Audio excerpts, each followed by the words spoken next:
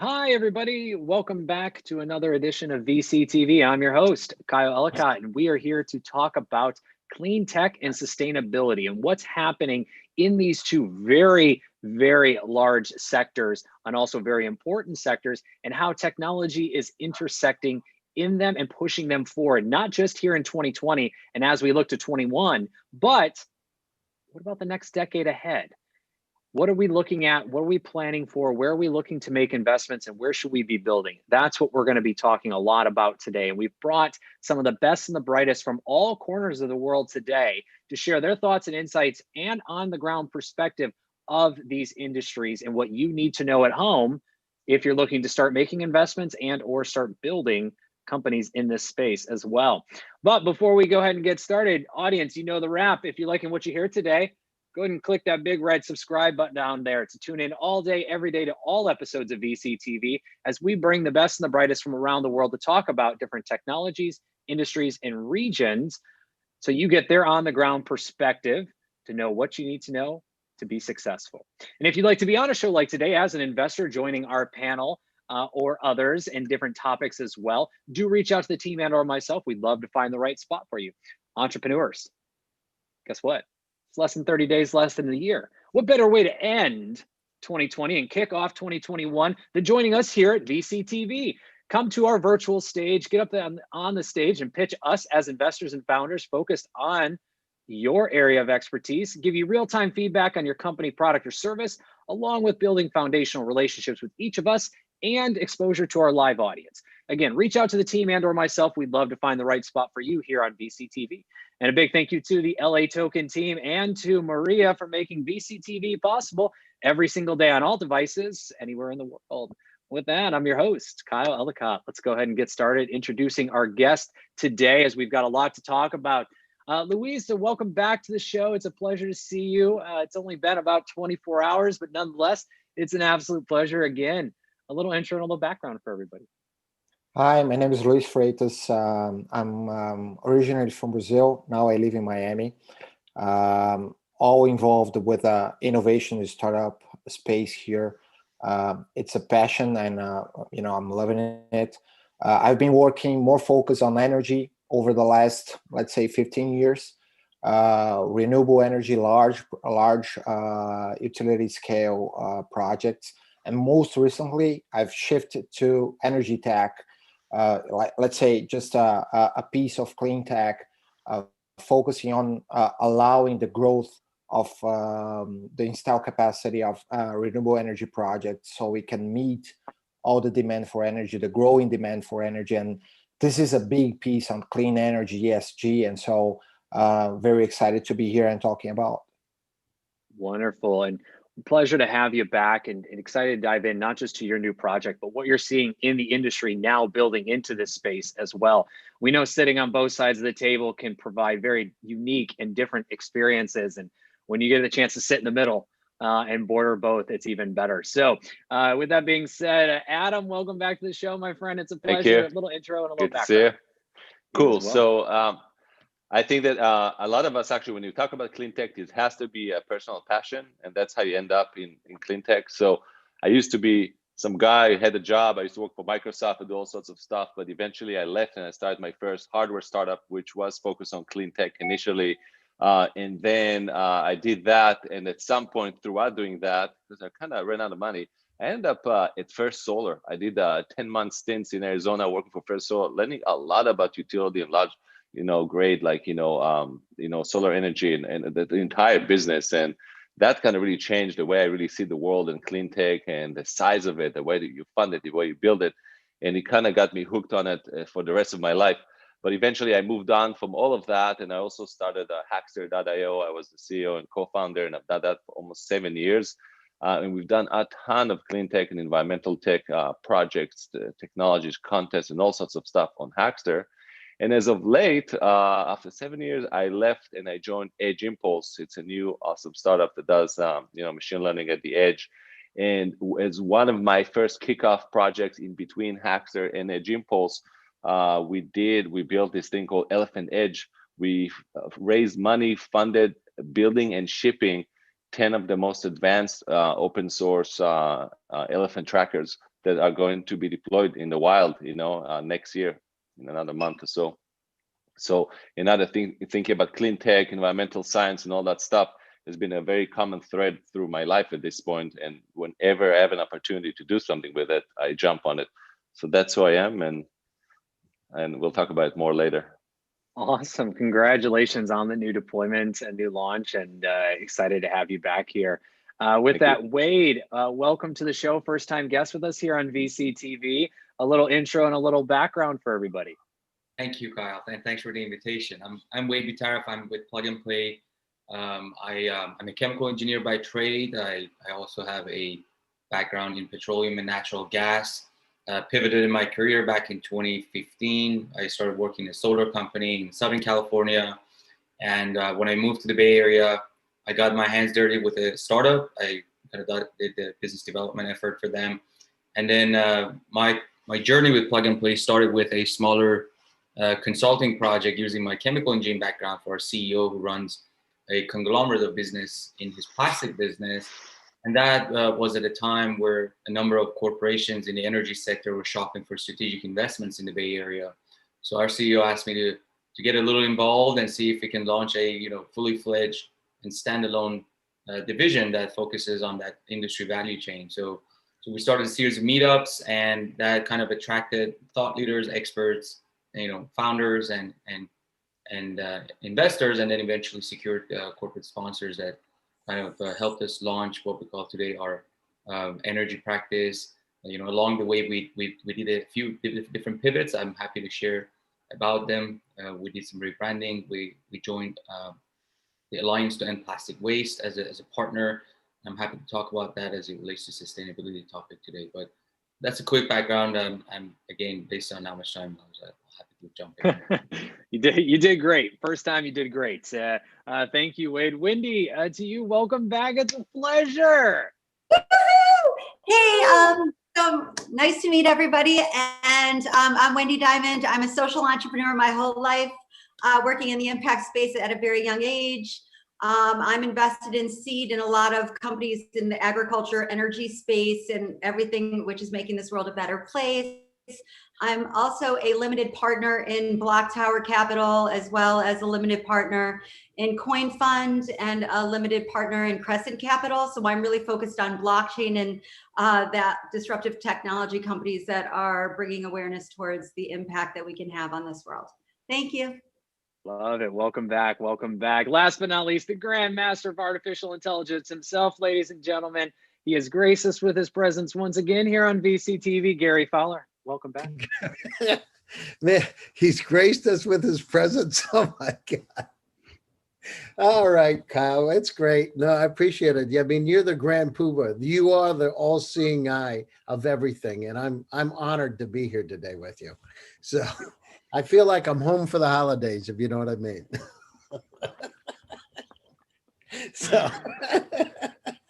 So anyhow, my name's Gary Fowler, and I'm a serial entrepreneur. I've created 16 companies, 2 unicorns. I was on the original management team of Click Software, and also Eva.ai, which is closing the $1 billion level today. I started 4 years ago.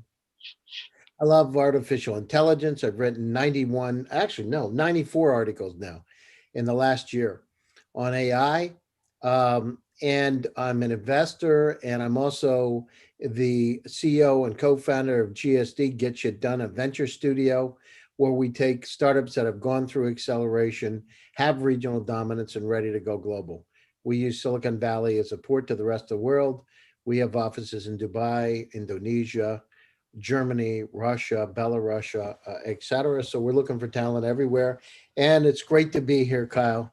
It's amazing. I was counting up how many times I've been with you on these, been doing shows. And when I looked at it, hundreds. Honored. We've been together.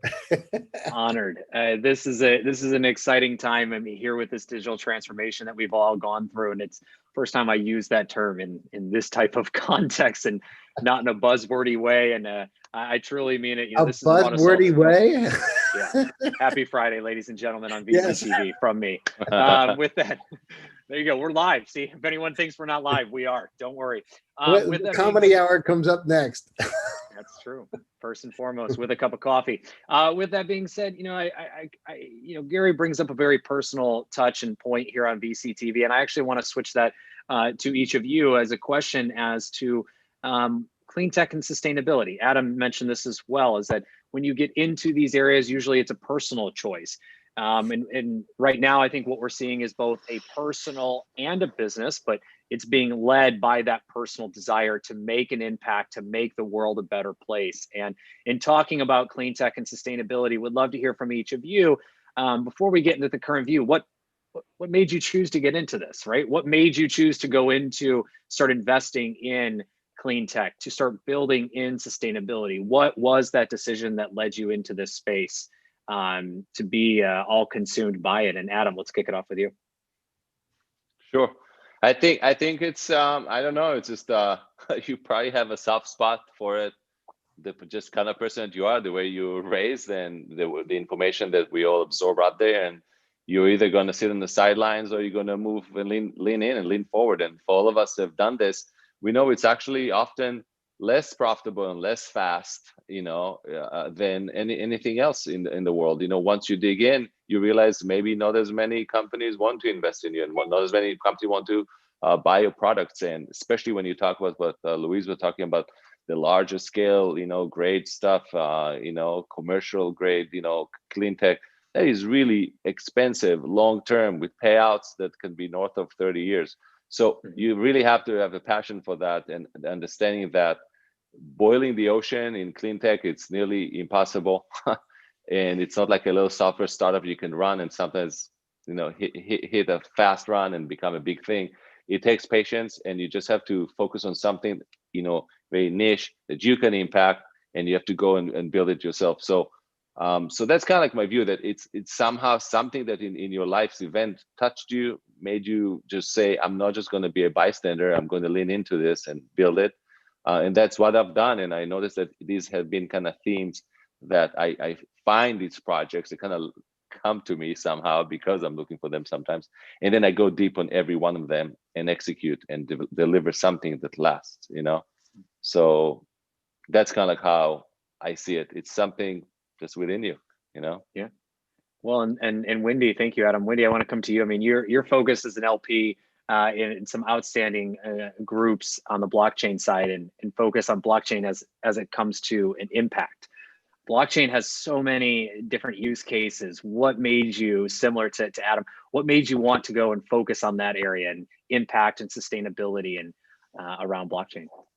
Well, I mean, first of all, my whole life, when I was 7 years old, I made a commitment that I was going to be a vegetarian, after seeing 300 cows hanging in a freezer at a young age. So my whole life, and I've been always an animal advocate, cared about the environment and everything. And so my whole career, whether it was helping, homeless animals, homeless people, or empowering women, you realized, that making an impact and having a better environment and supporting the world is probably the key to sustainability if we want to live on this planet, right? So I think, learning, in 2015 about Bitcoin and just getting an understanding of blockchain and the supply chain and understanding what was going on in the world, I believe in the future of this. And I believe that, we need to be transparent with what we're doing. I believe that that traceability is important. I feel like, the most important thing is to understand what we're eating, to understand, what we're drinking, and to basically save the oceans if, we're going to have to bring down carbon emissions, et cetera. So like anything that's going to make this world a better place, I really look at it and say, this is why I'm in it. I'm not going to invest in anything that's not going to make a difference in the world. Thank you. And to the entrepreneurs and investors that are listening today, I mean, this is very key. Take these things to heart, because this is what's going to fuel your passion to make these areas successful. You look at Union Square Ventures, Jeff Bezos, both just raised multi-$100 million funds to start focusing in these areas. And as Adam mentioned as well, the returns are slightly different, but there's a reason for being in this, as both he and Wendy mentioned as well. And so take note of these stories. And I want to switch gears, Wade, real quick. What are you currently seeing happening in the industry, right? When we look at clean tech and sustainability as a whole, so whether that's around climate, that's around waste, the oceans, anything else in between, food, et cetera, what are you seeing as the current state of these industries from your perspective, having both invested and also working with several companies in the space? Thank you. That's a pretty loaded question because, my involvement in the clean tech space personally started, a little over 10 years ago as a chemical engineer. And, I was born and raised in a country that's a fossil fuel dependent economy.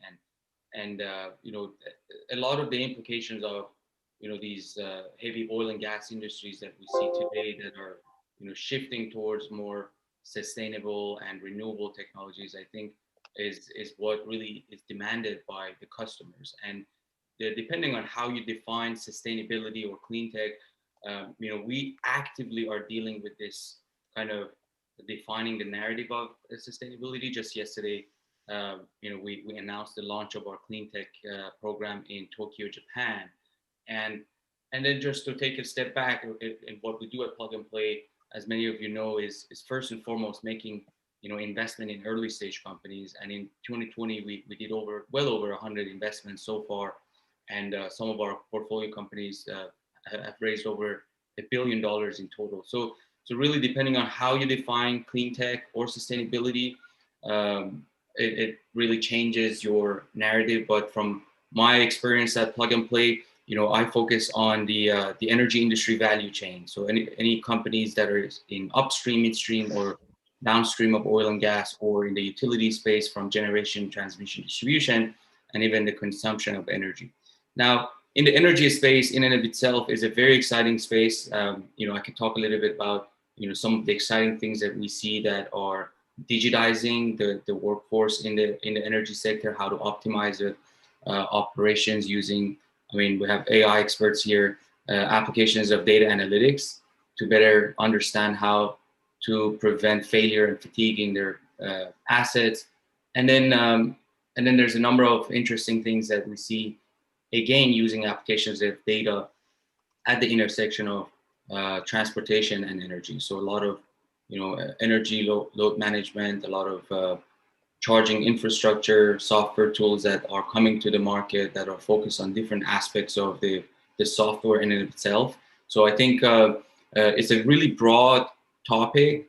And then from an investor point of view, what we try to do is try to find technologies that have the potentials to scale as quick as we can. And we know that there's a flood of corporations that are putting money behind this new wave of clean tech and committing to their net carbon zero goals. But at the same time, from an investor, we have this kind of bottom line in our investment thesis that we're looking for venture grade returns. And that helps us to cross-pollinate from energy to the different sectors like construction, mobility, and industrial IoT. So I think those are some of the key things that we put our focus on these days. I'm seeing shaking heads left and right, and we may have a celebrity guest that may join us here in just a moment, as I saw pop on camera. But nonetheless, I see shaking heads across the board with all the other investors on the panel today. And Gary, I want to come to you, and then Luis, I'm coming to you next. Same question. Current state, what are you seeing around this? And we talked a little bit about this topic earlier in the week as it applies to artificial intelligence, but in general, give us your current view of how things are looking from a clean tech and sustainability side in your world. Well, the situation, so we've got, by the way, Kyle, the way I got interested in this, I just want to bring it up. When I was a kid, we had in Pennsylvania, we had a river that had no fish. And, as a young kid growing up, I said, Dad, this is very strange. Why aren't there fish? And the reason is there was mine acid that had leached into the river because there was a lot of coal mining done in that particular area. So completely killed the fish, all the fish in the river. So literally I went scuba diving there, I was probably 14, there were no fish in the river. So it was a very unusual situation. So I came about it that way. So I understood at a very young age, that you can have, and you couldn't swim in the river earlier because of the mine acid in there. So anyhow, the way I became fully aware of this was back in the 90s. I had the pleasure of meeting Irving Crick, who was one of the first private meteorologists in the world, who opened the Department of Weather at Caltech, and had been a student of Einstein at Princeton. So I got it through him. So I spent 8 months with him working on long-range weather forecasting models. And, of course, weather is non-linear, right? It occurs in patterns over time. So Dr. Crick just opened my eyes, and when he was telling me about the impact of global warming, and here's an 80-some-year-old genius telling you about what was going to happen when people weren't really talking about it. I mean, my eyes lit up, because I remember when I was a kid, when we had the problems with amino acid. Now he's telling me what global warming is going to do with these super hurricanes and the Gulf Stream slowing down and the food supply and bee population. I mean, the things he told me then are coming true. So on my side, I mean, the situation is, I'm a country boy, right? It's keep it simple, stupid. If you want to not pollute, why do you make plastics that can't, that it's harm the environment? Or why do you have straws that go in the ocean? And then we've talked about this many times. Why aren't there easier ways to recycle? You got the yellow bin, the green bin, the blue bin. I don't know if it's you, but me, I don't know what bin. There's sometimes I can have 6 bins. I don't know what to put in where. And I didn't realize there's little, serial numbers on plastic sometimes to say this is exactly the kind of plastic, but we got to make it easier for people to dispose, right? And then the other side of this circular, waste, not having it where it's to be disposed, but can you be used and used again? So that's where I came at this thing. And then I did a project on lithium fluoride batteries, chemical batteries that last 6 times longer than lithium ion. And it opened my eyes and said, wow, this is a battery that is not in existence that could, revolutionize things. This was probably 10 years ago. Mm-hmm. Where I see it is I see that we're hitting it at all cylinders now. I mean, we're finally at a point where people are starting to realize, at least in the West, and I'm not sure, in fact, I'm sure in most of the developing countries, not, right? But as we've said, it's been 30 years since they've seen the Himalayas in India, and they just seen them for the first time because of the pandemic, and people haven't been able to pollute. Mm-hmm. And so I think, from my perspective, we're finally at a point where we realize that the water's rising, right? Since 1957 in Florida, it's gone up 8 inches on the beach. By the year 2100, it's forecasted just in Florida that the water could rise as much as 26 inches. And many parts of Florida are only 29 inches. So there's going to be a lot of places like Miami underwater. I think that the awareness has helped. Now the situation is we need to use those technologies like artificial intelligence and drones and the recycling and building better composite materials that will be more environmentally friendly. And at the same time, at one side we're talking about environmental friendliness, the other side we're doing fracking. And my house in Pennsylvania, we had oil leach into the well because there was fracking in the back of the house. So the water wells are getting leached into. I mean, look at the other thing, and this is where the technology comes in. But I built a house on about a 3-acre plot, a 8,000 square foot house, and but it was on a farmer's field. Well, guess what? If there's a lot of cows in that field, there's not good things in the field, right? And it leached down into the water supply. But we're finally getting to a point we used to test. If we're going to have a test for a well, when would you test? You would test when someone's going to buy the house, but you rarely ever test it while you're living there.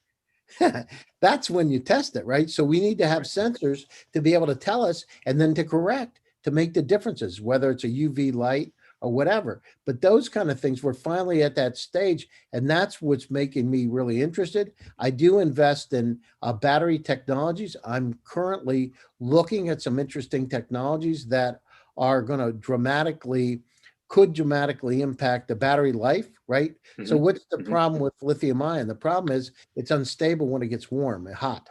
Right. And so we're interested in those kind of technologies. Right. Yeah. And oh, go ahead, Adam.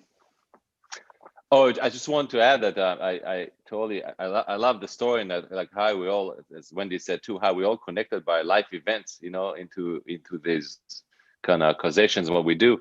But you know, I really dug in a lot after my stint at First Solar, like really into storage too. Like, storage is a holy grail for renewables and clean tech, because you can extract, you know, energy from sun, wind, and all sorts of places. But it's no way to really store it efficiently. And then when you think about storage and lithium ion, and where do you get lithium these days? And I actually wrote an article about this in Power Magazine a few months ago, so you can look it up, search my name over there. But there are these pristine salt lakes in, gosh, is it Ecuador?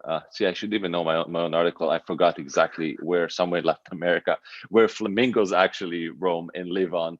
And they're like the largest lithium deposits in the world. And everybody now is eyeing them to say, hey, if we are going to, you know, think about storage, we need these mega, you know, battery factories and capacity to kind of, you know, store all this sunshine and store all this wind and do all these things. And where are we going to get it? Oh, we're going to get it from, you know, actually these salt lakes are also all the way from Chile to other places. But in that's actually what I've learned is where flamingos live. And that's where, you know, what they do. That's when they actually, when we see them elsewhere, that's where they actually always go back to, you know, for their mating seasons and all sorts of stuff. And people are already eyeing these things, and they're saying, yes, I'm going to create this beautiful clean tech solution, and I'm going to create these beautiful storage solutions, and I'm going to completely destroy these unbelievable last places on earth that look like, you know, just pure magic. So it is such a complex subject that it's like we can't seem to fix one thing without breaking another thing, you know. Right. And that's the one thing that the more you dig in, the more you realize that this is a seriously complicated, you know, subject. And again, I think about even electric cars and all that. Right. So that's just one comment I wanted to make, that the more I kind of dug in, the more I looked into it, the more I was like, my gosh, it's a headache for everybody. Even people who want to do the right thing. It's not simple.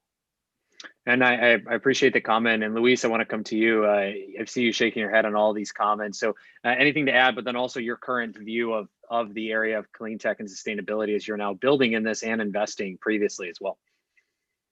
Yeah, you know, amazing insights here. And I kind of agree with all. You know, it's hard because I just saw I read an article about the plastic bottles. You know, most of us remember when we had the glass bottles, and when someone came up with the plastic bottles, oh, this was a breakthrough, and it was a solution for, you know, it was easy, it was disposable and whatever. And this article was mentioning that we had, since the beginning, let's say the beginning of the plastic bottle in the 60s until now, we have only 10% of this plastic being recycled. So at that time, it looked like a solution, but we're just, you know, pushing forward the problem, because now we have like 60 years of plastic problem on our hands that we have to deal with. The same about batteries. And I went to a green energy MBA in London, and this was a big dilemma, you know. For you to address the intermittency issue with wind and solar, you have to use storage. And so you clean on with one hand, and you just throw all the way with the other hand by using storage. So it's a big dilemma. It's a big problem. So I understand exactly what Adam was saying, and I really think we have to bring the brightest minds to our area, our market, to solve all these problems and address all these problems, because we now have everyone realize that we gotta be sustainable. We gotta understand, you know, ESG now is mandatory. I was reading a report from an asset manager that not only refuses to invest in companies that are not abiding by ESG principles, but also recommends to divest from those that are not acting. You know, if the company actually stands still it's enough for them to recommend the divestment. So now it's not more about not doing or just watching. You gotta act, you gotta do it. So it's amazing. It was amazing. A big report saying, oh, we have this company that we invested. We called the board of officers 10 times to talk about the ESG. They didn't answer, so I'm here recommending we divest from this company. This is amazing. This is a big breakthrough. And one other thing that I've seen a lot here, because we are realizing that ESG is important, but how do we interpret ESG? Is E plus S plus G, or E plus E or S or G? There was a case where a ESG fund invested in a company, dealing somehow, I don't remember, the specifics, dealing with the fossil fuels, just because he had an amazing governance, amazing governance mechanisms. So they checked the G, but they forgot about the E and the S, and they were claiming that they were abiding by their mandate. So we got, okay, now we see all this money pouring into ESG and sustainability, but now we got to scratch the surface and understand how we're gonna do it the right way. And on my side, I chose to focus on energy. That is a small piece of ESG, but I know that with my background and my experience, I can generate more impact and more return. So I'm not going for the whole package, but a small piece that I know I can make the difference. Well, and ESG, just for those who may not be aware, it stands for environmental, social, and corporate governance, or G being governance as well. And I say that because this is a term we're using very commonly here, but for most, it's actually still a very new term, right? A lot of this is done at the government level or at the high level at the corporate sector as well. It's not very commonly spoken about, unfortunately, yet. I feel like that's changing based on the more I learn from each of you as well. And Wendy, I'd like to come to you next around areas of opportunity, right? I mean, current state, but where do we go from here? 2021 is less than 30 days away. We're looking at probably one of the most exciting and impactful decades in front of us. Where do you go if you want to start investing or you want to start building in this area of sustainability as a whole? Well, we can't forget like the most important thing that has happened, right? We've got Biden now coming in, and he is one of the biggest advocates, to support this initiative and green tech. And one of the things I will say is they have in their agenda a $400 billion to invest in the next 10 years in clean energy. Right? So this is an amazing opportunity for, startups, et cetera. And they're really focused on that. And their team is incredible. And, one of the things I'm very close with a lot of those people. And I really believe that, we've been getting a lot of calls and stuff like that, that this is one of their most important focuses of the next 5 years with this 4 years with this administration. And I think when you think about China, with all the problems we had with Trump, that's now opening up. And, so I will like to say that, we just did a big partnership with one of the biggest family offices in China, where we are, one of my companies are now, they're opening up offices there. The Chinese government gave them a grant of $1 million. Like a grant. This is not even like an investment. They're just like, here's a grant, set up. We're going to give you office space in this incubation space. And they are fully on board of, bringing traceability, transparency to the agriculture supply chain there, so that they can now do more exports and they can now work better with the US. And so I think that what we're going to see in the next 4 years is going to be incredible, right? Because when you have that kind of money invested in this space, and have one of the greatest democracies in the world, really accelerating all this growth, you're going to see a huge impact for the entire world.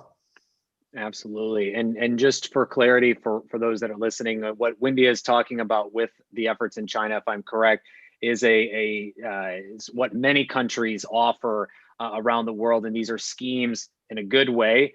They are opportunities to help flourish and grow a company as they go global and enter a new local market as well. So definitely, if you are looking. Yeah, and China itself, I mean, it's like they're all their different regions. They've all come together to enable a lot of these US companies to come in and accelerate the growth very quickly in China. And they're really focused on, clean tech. Yeah, absolutely. And that's also, if you're looking to go, before I come on that, if you're looking to go global, definitely look like, as we've spoken about, Gary and I did a full talk around this recently as well, but if you're looking to go global, you want to make sure you find local partners to work with and local opportunities that you can expand and help grow your company in market. And again, what Wendy was mentioning is one of those, and definitely take advantage. China and Southeast Asia as a whole has many of these opportunities. So does Europe, so does South America, Latin America, Africa. Sometimes the US, we're not so great on that, unfortunately. But we do have other opportunities as well for those looking to expand here, whether that be accelerators like what Wade works with, or venture opportunities and individuals like us as well. But thank you, Wendy. And one other comment, what Wendy was mentioning around clean tech and the initiative that China has, that's also a part of China's 13th or 14th up and coming 5-year plan.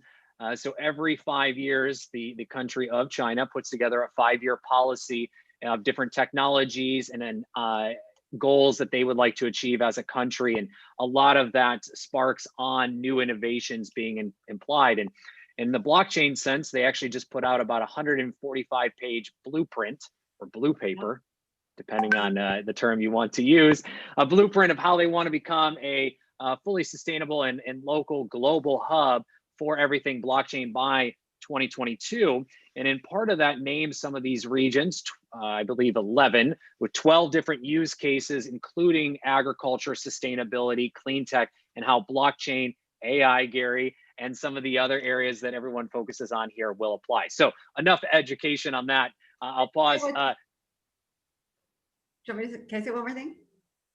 And also there's a lot of like Chinese technologies also. Like, so one of the companies I invested in, they have the Chinese patent to enable retrofit every diesel engine to be 50 to 70% less carbon emissions. And now that is now being brought out here in the United States. And so like, when you think about, now that the Trump administration is now leaving and bringing on Biden, a lot of these opportunities are going to just, be incredible for the future. And it's, again, to the audience, these are opportunities globally. I want to make that very clear. We're speaking about one very particular country, and then again, a region being Southeast Asia. What you've heard a lot here also on VCTV is there's a ton of this happening both in and out of Latin America, South America. Look at Australia. Europe's entire landscape has dramatically shifted in the past 5 years to open these types of opportunities because of the progression we're starting to see around innovation as a whole. So I just want to add that on. I'm totally on board with exactly what Wendy said. I've got tons to share more on that in a positive light, but I want to make sure our audience understands these are opportunities everywhere. So when you're looking to build, or investors, you're looking to invest, look to exactly what Wendy just mentioned, those opportunities to take advantage of to help grow and build success into your company. Wade, I want to come to you. You're working with startups all over the place. You're working in this industry. You came building a company into an accelerator that turned into something more. Where do you see the areas of opportunity within this industry? And again, I'm bulking everything under sustainability for this question, that people should be paying attention to, whether they're looking to invest or they're looking to build. And maybe just to reiterate what you and some of our colleagues mentioned here, I also believe there's never been a better time to be an entrepreneur and to help foster innovation in the clean energy and economy space. And really, it's not just the Silicon Valley or on the East Coast anymore. It's everywhere in the world, and all the locations you mentioned. We have groupings of large corporations that are sectored off and are looking to work with startups to decarbonize their sector, and that's across their entire value chain. It's not just the energy storage or the transportation space. It's in hydrogen, it's in carbon capture, utilization, and storage, and it's everywhere that touches the climate challenges that we have. But one of the areas that I would just mention again to the earlier point that I think is going to be incredibly exciting, because we see a number of both public and private investors that are making pledges to put more capital in this space, is in the electrification of transportation space. I think that's an area that, you know, we'll see a number of startups come to the play, a new wave of clean technologies in that space, because of, you know, because entrepreneurs are very intelligent. They know where the market indications are, and they pivot their ideas based on where those opportunities are. And just during the past 6-7 months during COVID, we've seen a great number of startups who pivoted their idea and gained significant traction. Signed contracts with governments and signed commercial agreements with large corporates. And I think this is just going to continue in the following years. Maybe in the first year or two, we see some companies that are still developing the technology and may not be the best investment opportunities. But as you know, we see the advancement of technology in the next 3 to 5 years, I would say great investable opportunities, great companies to work for. And I think this is going to be a second wave of clean technology. And I particularly am excited a little bit more on the transportation space, a little bit specifically, and obviously anything adjacent to that, all the other adjacent sectors to transportation. It's a very great point, and thank you as well. And to that, and also Wendy's previous point, I mean, look at the city of Shenzhen. The city of Shenzhen had a directive for 2 years to switch all public transportation, specifically around buses, over into electric, and they did it in less than a year. Almost 17,000 public city buses went from gas powered to electric in just around a year versus the 2 years they had planned for. So it's amazing. It's wild, the speed of innovation that's happening. And again, when someone sets their mind to something, how quickly it can really be obtained, to everyone's point. Gary, coming to you, areas of opportunity, where are you seeing? What are you thinking about?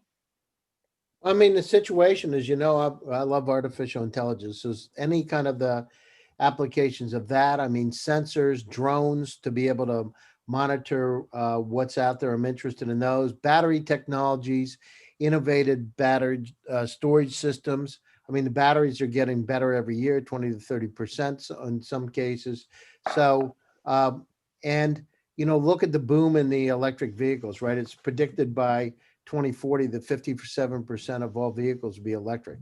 I mean, but we got to move fast, Kyle. We got a lot of people coming on this planet. I mean, we got 8 billion people now, forecasted by 2100, 13 billion. We've got less potable water. We've got a lot of things that got to correct.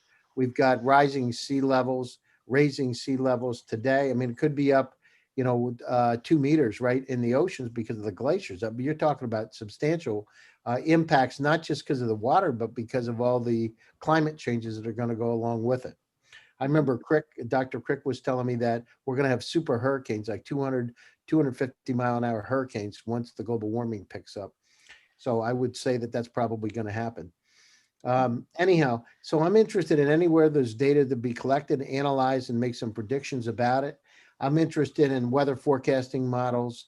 I'm interested in battery technologies. I'm interested in quantum computing's impact on this, as you know, this entire environment. So I'm writing a lot about quantum computing. And it's not about talking about it anymore. It's about action needs to move things forward. So, I'm for that. And anyhow, we got to, simple things. It's like plastic, right? Why in the world so each one of the plastics need to be disposed of in a different way? Why don't we make it easier to be able to do it, or go back to glass? I mean, as I was a kid, there was no plastic. We had glass, and it's simple. Just recycle the glass. Forget about it. Yeah. It's like, hello. Even throw it away. It's glass. It's fine. It's glass. Yeah. And the thing is, it's like pretty stupid, It's like we complain about it, but we don't want to do anything. We complain. Okay, well then forget it. Get rid of plastic, outlaw plastic, just use glass. Give people 10 cents if they take their glass bottle. You'll have people stealing glass bottles at that. They'll want to recycle them like crazy. That's what they did. When I was a kid, you would get a couple of cents or a nickel for a glass bottle. What did we do as a kid? 8 years old, we collect glass bottles and go down to the local store and turn them in and buy candy. You know what I mean? We'd go down, turn them, and that was it. It was pretty simple. There weren't a lot of glass bottles hanging around because we would always pick them up. Right. And there's a great Seinfeld episode for those that are fans out there about that with plastic. Have fun. You're welcome for your weekend entertainment. Wade, real quick, I know, speaking of, making action or turning words into action, you've got some huge things working on at Plug and Play here today that you need to leave a little early for. Quick shout out, where can everyone find you and the Plug and Play program to continue the conversation? Absolutely. It's been a pleasure to be here with some experts on the panel. It's the easiest way to get in touch. It's through email. My email is wade@pnptc.com. I would love to look at the inbound if you're working on a startup, if you're a corporate, or if you're an investor. Please get in touch and we'll find a way to work together. So we also have media outlets like Twitter, LinkedIn, Facebook, and every other social media. But I think the quickest way to get in touch would be my email. Wonderful. Thank you very much, Wade. Enjoying success today at the Plug and Play events that you guys have going on. And Adam, I want to come to you next. Closing thoughts, including those areas of opportunity. And then, of course, where can everyone find you online? I feel like there's probably a lot to be had. So I'll give you a few extra minutes here, along with Wendy and Luis. I'll go super quick. So first, I agree. Don't buy plastic. You want your peanut butter, you want whatever, look for the glass containers. Just do it. It's easy. They exist. Three things that I think about if you really want to go deep and do something very hard, it's material science, it's understanding storage and efficiencies, specifically around photovoltaics. You can't just say, oh, solar, it's wonderful. They need to be more efficient. They need to be more on the power parity with petrochemicals. Really hard to do long term. That's one. The second thing is you have a company. Most of us don't really work in clean tech. But we're all in clean tech. We all live on this organic planet. So you don't have to be a clean tech company to do clean tech things and projects and allocate some of your time to doing things that actually do good in the world. There are clearly commercial things and you can make money from them. So you have to rethink and repurpose sometimes the things that you do towards clean tech because everybody can. And the last thing, if you are around children, if you have your own children, how do you raise them? Not about recycling or whatever.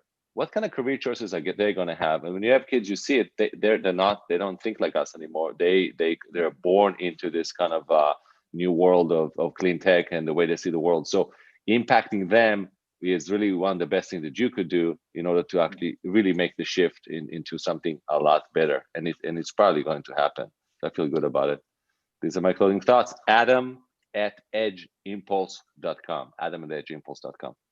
Wonderful. Thank you, Adam. And just a quick note to our audience and to our panel, as we've been talking about this subject, I just got an email newsletter from Axios about our topic today. And one thing that was mentioned is that 15 states, including Washington, D.C., this summer plan to announce a requirement for all new trucks, vans, and buses in their state to be electric by 2050. Now it's far off, so maybe we'll see it a little earlier, but still interesting to see that come out. And another fun fact, Amazon has a directive to deploy 100,000 electric delivery trucks by 2030. So not to be outdone. There you go. So entrepreneurs, there's your targets, 2030 and 2050. Beat that. All right. Be encouraged. Thank you, Adam. Luis, to you, closing thoughts. Where can you be found online to continue the conversation? Yeah, my closing thoughts, and I don't want to be a buzzkiller here, but I love all this shift we're doing towards electric vehicles. But my concern is that the clean generation tech, it's not moving at the same pace. So the problem here is everyone is trying to shift from gas-fired cars, engines to electric. But here in the US, we still have our energy matrix is 93% dirty. So my concern here is because as we grow in a very fast pace towards electric vehicles, we gotta catch up on the clean generation side. We got to invest there, and we got to be, we got to be very careful on that, because otherwise the easy and the fast way to grow generation is through thermal. And thermal and coal-fired thermal plants, and they are highly dirty. It's a big problem for us. So we gotta see the big picture. I think probably everyone already saw the cartoon of a Tesla, a nice Tesla. Everyone just bragging the Tesla, and it's just connected all the way through a coal fired power plant. So we got to see the big picture. And I don't want to be a buzz killer. I love the movement, but we got to see the big picture, because I'm a generation guy. I see the things on the generation side, and I see the need to grow, to invest more there.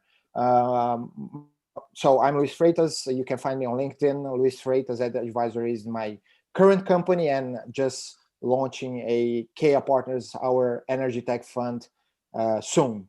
And amazing being here again. Congratulations, Luis. Gary, where can everyone find you online, by the way? Yeah, Gary Fowler, LinkedIn. You can find me on Twitter.